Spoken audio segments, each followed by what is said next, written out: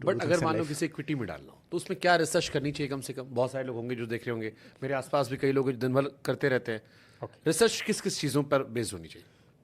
देखिए sir, equity बढ़ने का दो ही वजह होता है। एक तो उसका प्रॉफिट क्या है और दूसरा उसका ग्रोथ क्या है।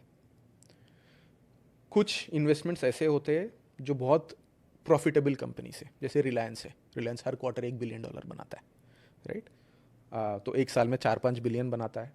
और कुछ ऐसे कंपनी से जो अभी कुछ प्रॉफिट नहीं बनाते बट लॉन्ग टर्म में बहुत बड़ा ग्रोथ है, जैसे जोमेटो हो गया।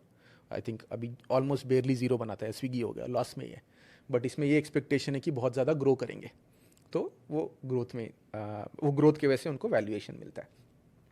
तो जब आप रिसर्च करते हो तो दो पार्ट्स में बांटिए आपके स्टॉक्स को, कि कुछ प्रॉफिटेबल कंपनीज है, उसमें बस आप ये देखोगे कि ये प्रॉफिट कितना दे रहा है मेरे को। मान लीजिए कोई कंपनी आपको साल में $10 बिलियन का प्रॉफिट दे रहा है और हर साल 5 या 10% से ग्रो कर रहा है, which is normal growth in line with GDP जो ग्रो कर रहा है।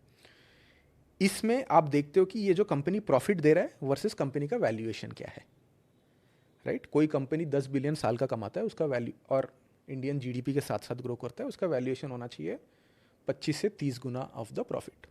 तो आप देखते हो कि ठीक है, रिलायंस $4 बिलियन का प्रॉफिट दे रहा है पर ईयर, 4 बिलियन इंटू 25-30, तो 100 बिलियन, 120 बिलियन मोटा मोटी वैल्यूएशन बन रहा है। तो वो एक प्रॉफिटेबल कंपनीज का मॉडलिंग है। प्रॉफिट देखिए, प्रॉफिट का एवरेज ग्रोथ देखिए, उस हिसाब से इन्वेस्ट करिए।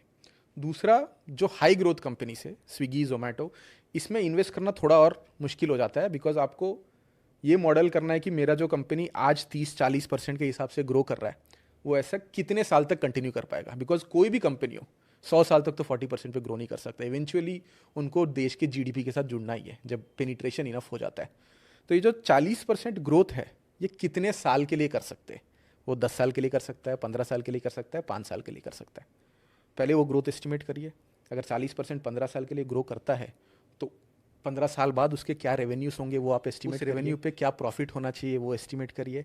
उस प्रॉफिट के हिसाब से ये 25-30 गुना का मल्टीप्लेयर मिलता है, तो 15 साल बाद इस स्टॉक का क्या प्राइस होना चाहिए वो एस्टिमेट करिए।